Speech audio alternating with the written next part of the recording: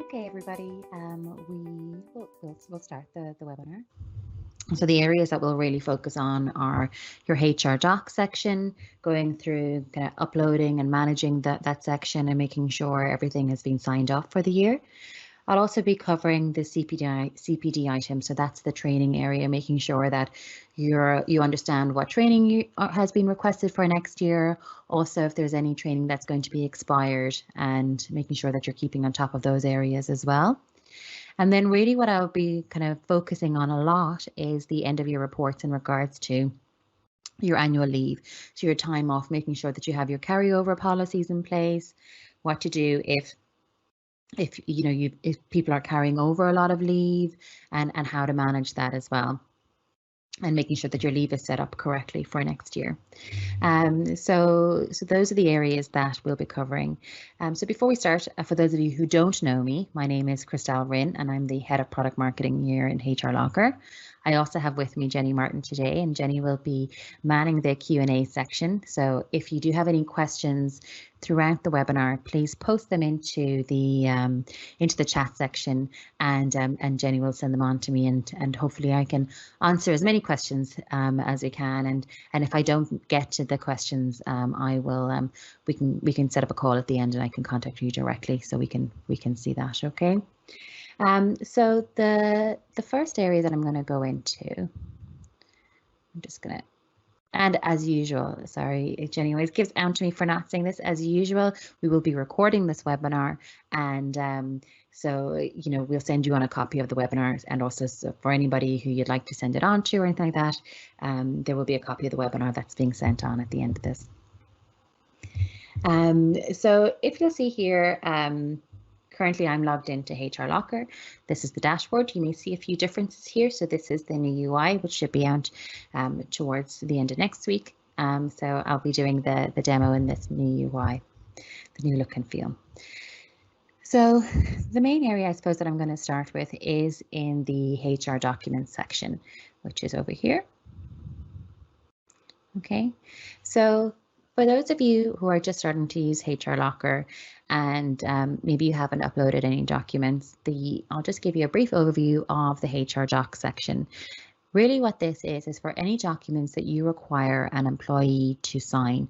So for example, some obvious ones would be your handbook or any policies and procedures that you need to send out to an individual and get them to acknowledge that they've received it, so that they sign it, so they digitally sign it. When you're sending these documents out to people, you can either send them out to an entire office or you can send them out to an actual individual. So the main difference between that is obviously if you're posting out a handbook, for example, to your entire, you'd post that out to your entire office. You click that it's an essential document down here, and then every single person will be asked to digitally sign that document. So then when you're looking at your reports towards the end of the year, you can look and see, okay, well, who's actually signed my handbook? Who do I need to actually follow up with to know why haven't they signed the handbook, and are there any issues? It's also a good way to publish documents directly to the individual, which you'd obviously not publish selecting the office or department or user type. You would select the actual individual. So here I'd be publishing a document directly to this person here.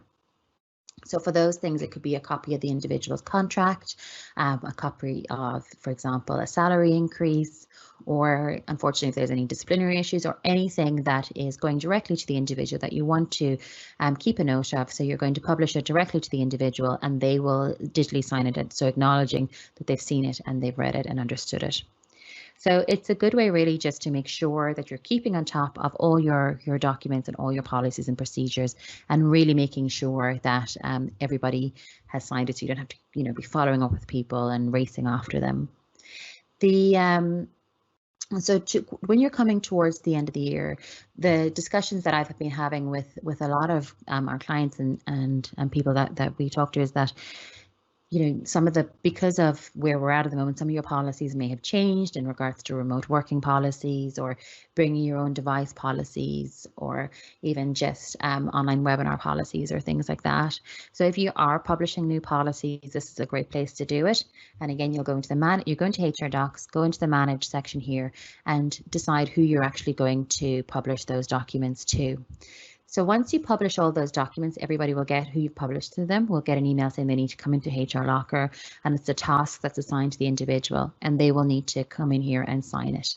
So towards the end of this year, the end of the year, I would certainly be advising that you're going into your reports, going into your HR document section, and making sure that your documents have been signed.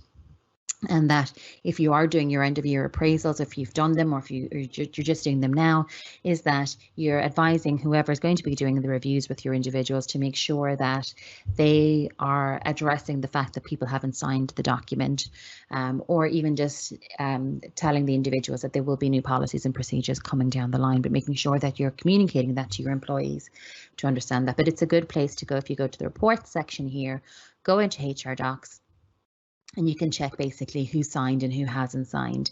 So this will show that this is obviously a very bad one. There's 33 people who haven't signed it, and you'll download the signature list here.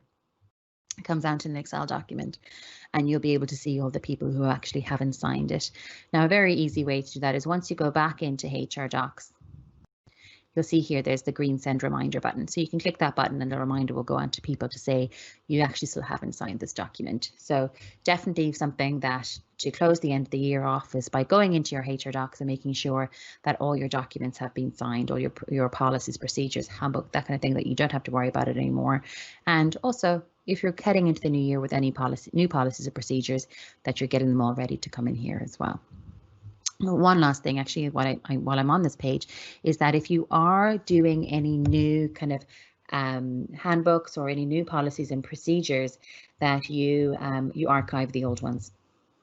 So, for example, if you're doing a new handbook, you'll archive this one and then publish a new handbook version 2 for people as well. Okay. So I'll move on from the HR Docs, and we'll just go into the CPD section here. So the last webinar I did was on doing your end of year appraisals.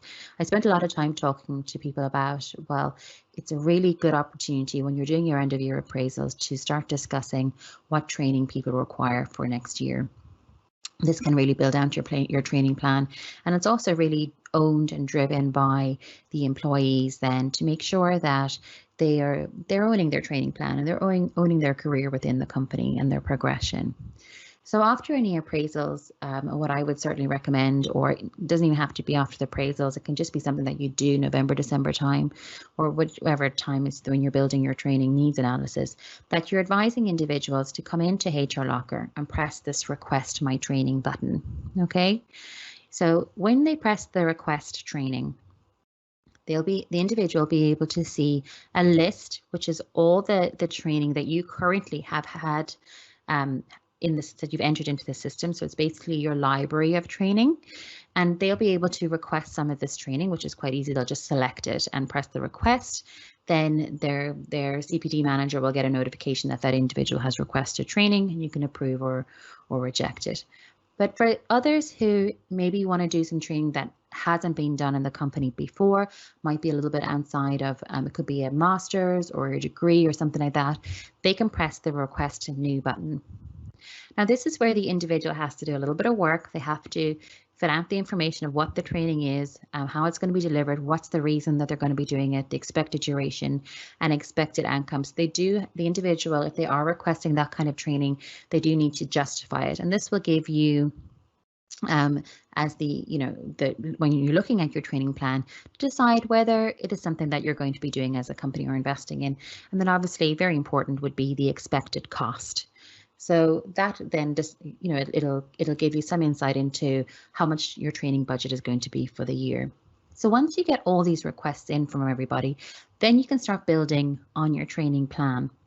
I'm just going to show you that here is when you go into the reports here into CPD and into the download section, you'll see there's this download training requests. And once you download, I'll just download that here. Oh, sorry, I don't think you can see that. Let me just 1 second.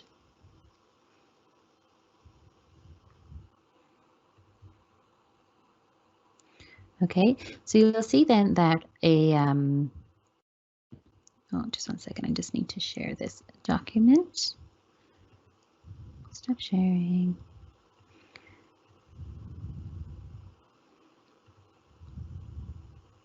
Okay, so you'll see that Excel document there. So you'll see here, it'll show in what training the individual has requested, the name of the course, what the description is, the reason that they're doing it, and also if they know a cost here. So that will give you a very good indication of what training, what your training budget is going to be for next year, really. And so that's a good. Now, I mean, the thing is, really important to remember is when people are requesting training, you know, it's not a given. It doesn't mean that you have to give it to the individual. It's really just an indication of what an individual thinks that they need. And if that's not in your training budget for that year, important that you are giving that feedback back to the individual. But, you know, and it can still stay on their file that they have requested that training. But certainly it's not just because they request it doesn't mean that they're automatically going to get it. But it is, and you can, you know, you'll see how many days training that's going to be. So, you know, it's a good way to be able to produce a report to figure out what training you're going to be required for next year. Okay, so I'll just go back to the other screen now.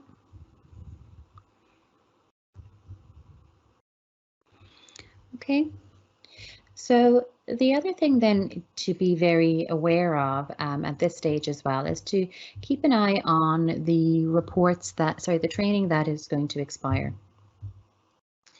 And those are the things like your manual handling training or safe pass training or any training that you do on a regular basis.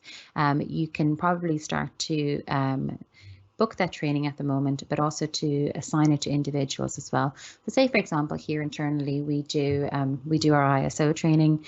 Every year we do it once a year in September. And so that's a recurring training that we do. So there's no reason really why I can't go into Manage CPD here. And I can assign that training again. So if you want to say, for example, let's look at one here. This employment law training, for example, we're going to assign it. Maybe we're going to assign it to the head office because everybody in that office has to do it, and you press assign. Now, this is where the little tick box when you're reassigning training is very important. Where it says reassign for existing employees. So say, for example, if you're doing manual handling every single year and you need to reassign it again, so you're going to reassign it for existing employees because even though they did it last year, you do require them to do it again this year. The only time you wouldn't press this reassign for existing employees is, for example, if it's a cert that doesn't require them to, that there's no expiry date to it. So you just need any new employees to do it. So you wouldn't press that for you just wouldn't click that. So you do it as mandatory, you put in the complete by date, and you can start populating when you want your training to happen again. It's a good way then to make sure that everybody knows what date the training is going to happen, what's expected of them, you know, if it's first aid training or GDPR training or anything like that as well. Okay, so the other good reports here in the CPD section, if I just go back to the reports here and CPD, go into the downloads, you can see the downloads CPD hours achieved. So if you are looking at, for example, if there's certain people, if it's accounts training for your accountants or specifically for the insurance industry, if you need to report out on the amount of CPD hours achieved, you can download the report here and it'll show you the individual's name, what training they've done, and the overall CPD hours achieved this year as well. So that's also a nice little report to do as well. So I've gone through the HR docs to make sure that you've gotten your policies and procedures ready for next year. If you have to, that you're putting them in place now to make sure you're communicating that to people, making sure that any documents that you've actually published this year to make sure that there's no stragglers, that everything's being signed off on.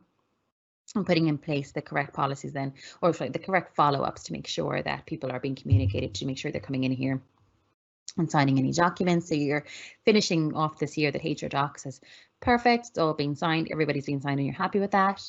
Then you're going into the CPD section here, looking at, okay, so what training do my employees want for next year? what kind of budget am I looking at for next year, creating a plan around that and assigning it out to individuals. Then separately, obviously some companies will have that regulatory training as well to make sure you're looking at, okay, so what months do I have them in? What months are the certs going to expire? And putting that plan in place. And you can do all that now by assigning it out to individuals now, if you have that information. So then the last thing, which from an employee perspective is probably the most, the only thing that they're concerned about is to know how many holidays do I have left this year, how many holidays I'm going to bring into next year. So that's the next bit I'm going to concentrate on. So for those of you, for it's your first time using HRLocker, that it'll be going into a new year, the important thing to note is that, and I'm going to have a look through each of these sections, is one, when you're looking at, you need to make sure you understand what your carryover policy is, and I'll show you where that is. So if you have one set, that's how the system is going to work. So if you have 5-day carryover policy, anybody who has more than 5 days is going to lose those days. Only 5 days is going to be brought into next year. The next thing really important to remember is if somebody has 20 days this year, automatically on the 1st of January, when that happens, if that is your annual leave year, that the system will start again and they'll be assigned 20 days again automatically. There's nothing that you actually have to do. So to check your carryover policies, you're going to go into the settings section over here. You're going to go into offices. So there could be a different carryover setting for every single office. So if you have numerous offices, make sure that you're checking every single office to make sure that that carryover policy is set for each office. And to do that, you're going to go, so I'm in head office here. I'm going to go into settings and go into time off. And if I scroll the whole way down here, you're going to see here, do holidays carry over? For this office, my carryover policy is 7. So anybody who has more than 7 days is going to lose those days. So that's very important, especially the year that we've had. We've certainly had a number of feedback, and we can see the data here as well, that a lot of people are not taking their leave because of working from home, and people have cancelled holidays and things like that. So definitely at this stage, it's really important that you're having those conversations with your employees, that if they have more than, for example, this carryover policy here, if somebody, for example, has 12 days or 10 days, they're going to lose 3 days. Now, absolutely, it is up to the discretion of the company that if they are going to have that discussion with the individual to say, look, our carryover policy is 7, but I am going to allow you to take those 3 extra days in. We'll do that as a manual adjustment, and I'll show you how to do that in a second. But certainly make sure that you're making yourself familiar with what your carryover policy is. Also, can I just on a side note that if your carryover policy is wrong, it's very important that if you come and talk to us, and we will correct it, because sometimes if you put it to 5, it could backdate it for the last 3 or 4 years that you're here in the system, which then will mess up everybody, future holidays, sorry, the previous holidays for 2018, 2019, 2020. So come and talk to us if your carryover policy is wrong or if you'd like to change it. Okay, so now you've gone in, you've checked your carryover policy, you made yourself very familiar with it, and you understand what your parameters are, and also make sure that your carryover policy is what's in your contracts with individuals as well as your handbook. Okay, so the next thing that you're going to have a look at is really the report section, which I think gives you a really good overview of really letting you know, do you have a problem or not? Because we're coming in towards the end of November, and obviously if I'm looking at this annual leave summary here, I can see that my company has 760 days left to take. So that would be putting alarm bells off my head, thinking people are going to have a load of carryover. So it is something that you really need to address at this stage. So you can drill that down by department and then down to the individual as well. And certainly what I would be doing at this stage as the administrator of the system, I would be reaching out to each one of my managers, my people managers, to say, can you please have a look at your individual's holidays, address if there's going to be huge carryover issues, and you make a decision as a company of whether you're going to allow people to carry those days over above and beyond what your carryover policy is. So if you go into the time off section here, and obviously I'm logged in as an administrator here, but for example, I can see here, I'm logged in as Adrian Burke here, and he has 12.5 days, which means that going into December, he's going to lose those 5.5 days. Now, maybe I've had a discussion with Adrian Burke and I have said, you know, we're willing to honour those 5.5 days. It's been a tough year. We do understand that you now have your holiday booked for January instead of last June or whatever it was. So you're going to scroll the whole way down to the end of the page, down to the manual adjustments over here, and you're going to add an adjustment. So we're going to add 5.5 days here of annual leave. Okay, so there'd be two different types. It can even be time off in lieu or annual leave, but for this example, I'll be putting into annual leave. And the date here is important because if you put that manual adjustment in now for 2020, he's going to lose the days again. So it's to make sure you're putting them in for the 1st of January 2021. And you can put a note in here saying carryover days. I always think it's quite important to put in as agreed on, you know, whatever date, the 25th of the 11th with Christelle Wren. You know, so that there is that note here. Everybody's very clear that he didn't actually lose those days. They were given to him and they've been brought forward to his balance for 2021. Now, the key thing here really is that that you understand what your company policy is. If you are going to allow people to carry over above and beyond, then this is how you do that. If you are not going to do that, you don't need to do anything. The system will take care of it. The system will only allow what the carryover policy is that you've put in here. It's important that individuals understand and know what that is. So the other thing that we're just going to have a look at here for a second is, so when the 1st of January comes into effect, Adrian Burke here, when he logs in the 1st of January, his days will still remain the same. He'll still have 28 days holidays because that's what his allocation is. His carryover will be 7 because in this office we allow a maximum of 7 days carryover. His manual adjustment will change to 5.5 because that's the 5.5 days that I've given him in that manual adjustment, and you won't see that manual adjustment until the 1st of January 2021. Taken to date obviously will go to 0, booked ahead will go to 0, and his balance will remain, will be these added up. Okay, so the bar chart will change. Now, a couple of things to, I suppose, really note at this stage to make sure that you're going in ready. So that aspect of it, look at your carryover, make sure you're happy with that, address anybody who's got any issues with an excessive carryover and address that at an individual stage. Then to get your actual annual leave ready for next year, you're going to go back into the settings here. Again, this will have to be done per office. So we're going into office here and we're going into the time off settings across from your offices. So you'll see here, probably you will have had the 2020 bank holidays or the public holidays downloaded already. So you will need to do that again. So you see, I've done it again here for 2021. To do that, you're going to go into the drop down menu here, choose whichever country you are. If you're the United Kingdom or Ireland or whichever country you're in, you're going to choose them and import them. And then that will populate the Who's Off calendar for people who have public holidays. If you require any additional public holidays, so one that would be quite, I suppose, regular here is if you say, for example, Good Friday, you'll see here it's not actually a public holiday here in Ireland, but a lot of companies would give that as a company day. You'd need to add it again. So you add it here again, you press the add button, put in Good Friday, and whatever date it is for 2021, you're going to put it here and create those days again. Also, you'll have to do again if you have any Christmas shutdown for 2021. Good idea to start putting that in now if you know the dates. If you don't, and that's normal in your company, then don't put them in. So you can put in your Christmas dates then for December 2021 as well, just to make sure that you know your calendar is ready for next year. So if there is anybody who's booking their holidays off in December 2021 or June and July 2021, that you have any shutdowns that your company has in place, you have any company days that you're giving to people in place as well. The important thing when you're putting these days in that you decide, this little tick box is important where it says flag as annual leave and deduct from all staff's annual leave. So if, for example, Christmas shutdown are days that you're taking out of people's annual leave, you're going to click that little button here.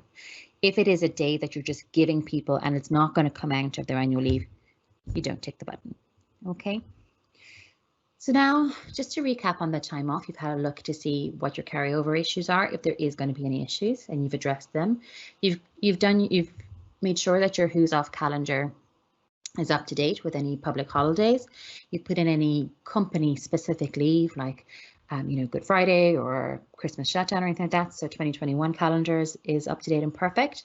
And then the two last things I'm going to show you is, if I go into Adrian Burke here, if for any reason you're going to be updating his this person's annual leave for 2021,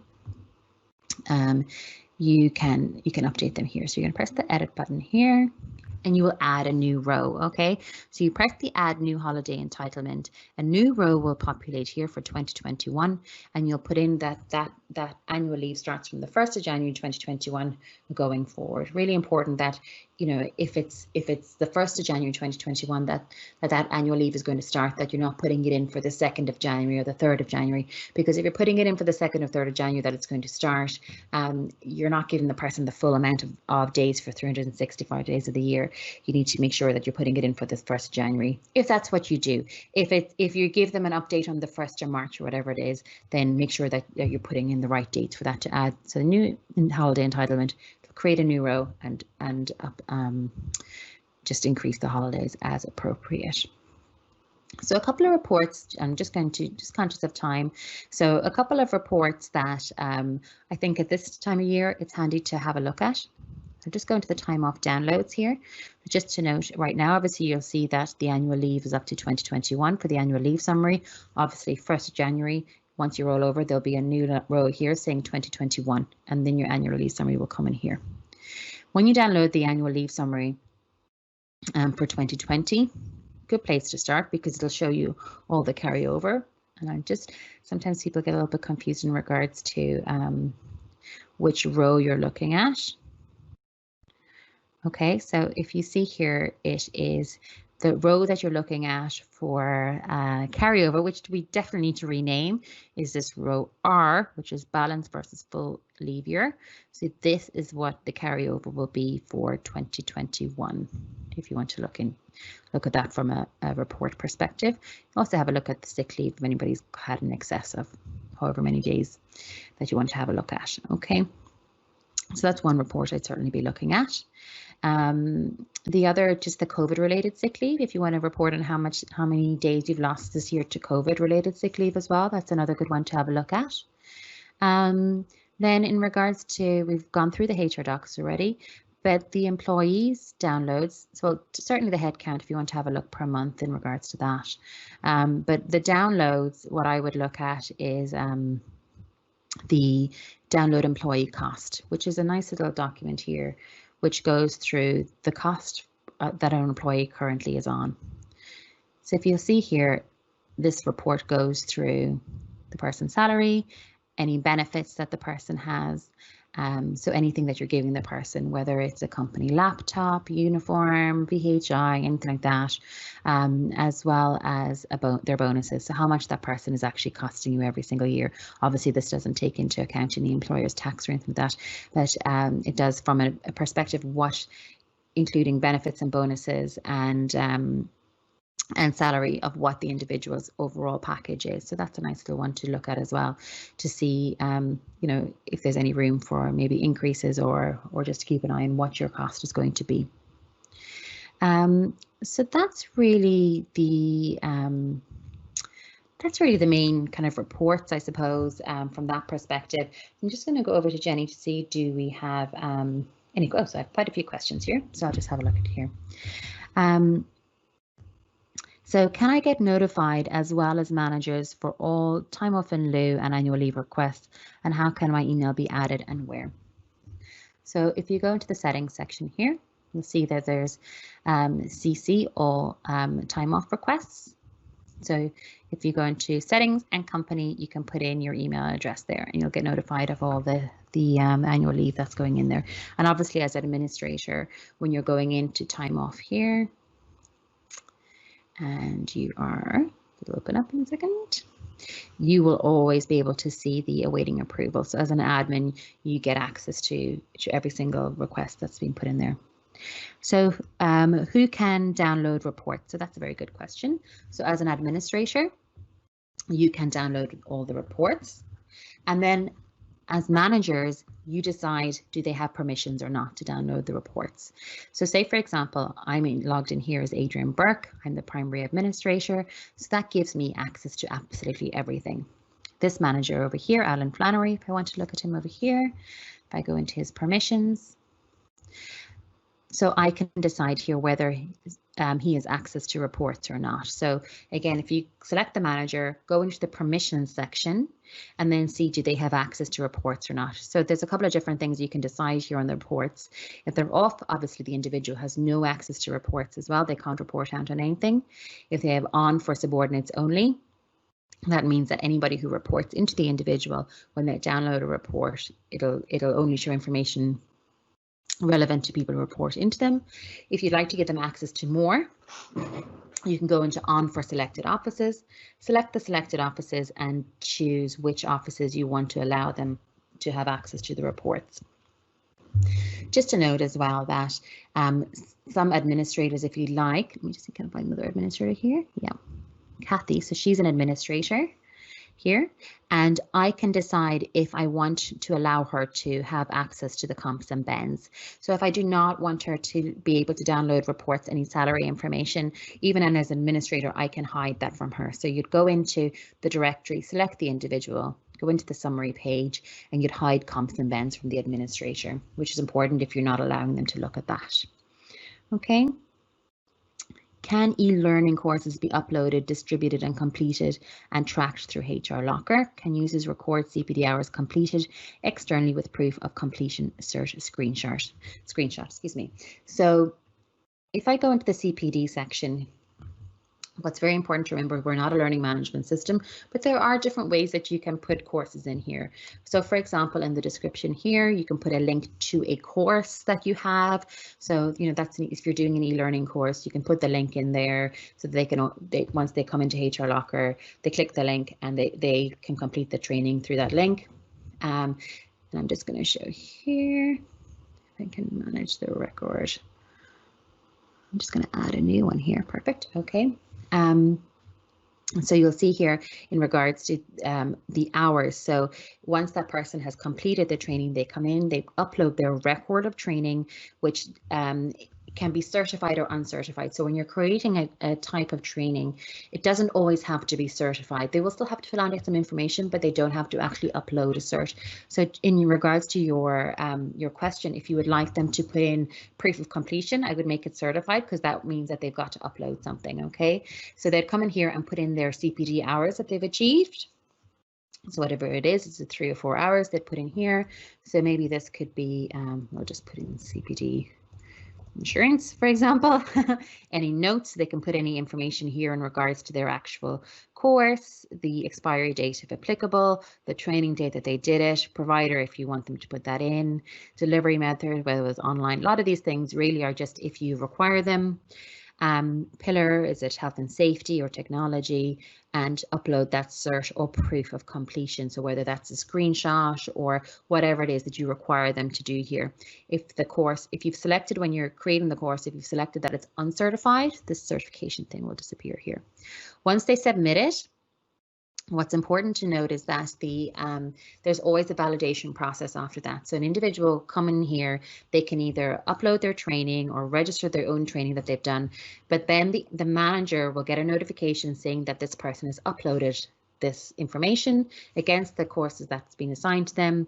They can view the cert, see how many hours, and they can either validate or reject it. So, you know, if it's something that maybe isn't relevant or if somebody's uploaded the wrong information, you can reject it and say, you know, can you please upload that information again? Or if they've forgotten to put in their hours or anything like that, or you can validate it and the manager can go, yeah, you know, happy with that. That's real training, and we're going to go with that. So that's how you do that. But if you need any more kind of help about setting up your CPD, please get in contact, and I can get one of the guys here to run through that with you a bit more basis. What if every employee has a different amount of annual leave to carry over? So if you're referring to your carryover policy, you cannot set a carryover policy per individual. You set it at a company level. So if your carryover policy is that you don't have a carryover policy, that you just allow everybody to carry over whatever they like, then you just leave that as a 0, basically. Well, not a 0, because I don't mean they can't carry over any days. You leave it empty. So do holidays carry over? So if you leave it as no, that means that, you know, they just don't. You don't have a policy on it. There's no days carry over. If you do want holidays to carry over and you see subject to a maximum number of days and you leave it empty, that just means that they can carry over whatever holidays they have. So if somebody one employee has 4 days, the other has 10 days, the other person has 3 days, makes no difference. That's what's going to carry over into next year. So it really just depends on what your company setup is. If you'd like to, whoever asked that question, if you'd like to maybe contact me directly, I'm happy to go through if everybody has different amount of carryover days. First of all, maybe you need to do nothing. If you've got this ticked here that it's subject to a maximum of unlimited days, then everybody will carry over however many days they've left. It makes no difference. Or if unfortunately there is a very different variance of, if you have a carryover policy here of 5, that will dictate in that office that everybody will only be allowed to carry over 5 days. And unfortunately, then you're going to have to go into the individual level to address that at an individual level, that some people may have an extra 2 days or an extra 1 day or an extra 4 days, whatever it is, but that is an individual. But happy to have a look at that individual if you want to call me about that. I can't see holiday carryovers or bank holidays. My presumption is, I wonder, do you not have access to the settings there? So if you're not an administrator, you might not have access to this. So to see the bank holidays and the carryover, it's in the settings section here, in offices, little drop down menu settings, and in time off. So if you do not have access to that page, I would presume you're not an administrator. If you are an administrator and you still don't have access to that page, please come and contact me. But that's where the bank holidays are here, and the carryover policy is down here as well. Hello, can we set up recurring requests for employees to sign HR docs? So no, so HR docs, once they're published, there's no expiry to a HR doc. You do have to go into it and republish it again for individuals. So you'd archive the old one and then republish it again. Can we upload certificates for other employees, or do they have to upload it themselves? You can absolutely do it for an individual. So if I go to CPD here, see, I'm in here as an administrator. I have a list of all the employees in my company, and I can go into any of these people and add a record for them. So if you're the individual's manager and you have permissions for the CPD section here you can do that as a manager, or as an administrator, you'll always be able to do that as well. So yes, you can do it on behalf of the individual as well. And sorry, just to clarify as well, so if you're actually doing it on behalf of the individual, it automatically validates as well, because obviously you're the administrator, so you skip that step. I have a percentage policy. Can this be set? No, we don't do percentage of the amount of days. We do amount of days that can be carried over. But again, if you want to maybe contact us directly, and we can have a chat to see how we do that. My CPD page looks different to what you just displayed. Yes, it probably does. This is our new look and feel, which will be updated towards the end of next week. So the main difference really are just colours, but the layout is still the same. So if you're having an issue, just contact me and I can go through it with you. But this is it's really just different colours that you should be seeing here. So Jenny, any other questions there for me? Perfect. Okay, so that seems to be all the questions, guys. I hope you got something from the from this webinar. Please, if there's any issues with any annual leave or questions around your carryover, even if you need me to go through CPD a little bit more with you, please get in contact. All our details will be on the email to follow with this, which will have the recording as well as the answers to all the questions that I've gone through. And you know, one of the team here or myself will be delighted to go through anything with you. So thanks very much, and I hope you guys found that useful, and we'll talk to you all soon.